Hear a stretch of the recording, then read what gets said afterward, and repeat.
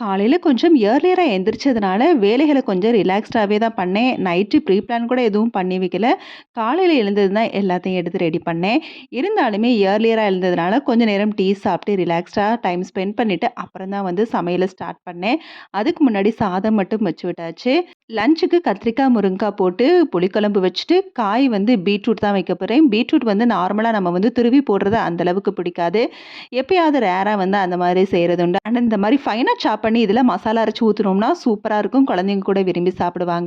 பீட்ரூட்ட கொஞ்சமா மஞ்சள், உப்பு போட்டு வேக வச்சுக்கலாம். தண்ணி மட்டும் நெறைய ஊத்தக்கூடாது. கொஞ்சமா தண்ணி ஊத்தி மீடியம் ஃப்ளேம்ல வச்சு ஒரு 2, 3 சவுண்ட்லயே வந்து நல்லா குக் ஆயிரும். நல்லா ஃபைனா சாப் பண்ணிட்டோம்னா, பீட்ரூட் குக் ஆகுறதுக்குள்ள சைட் பை சைடா பிரேக்ஃபாஸ்ட்டும் ரெடி பண்ணிட்டு இருந்தேன்.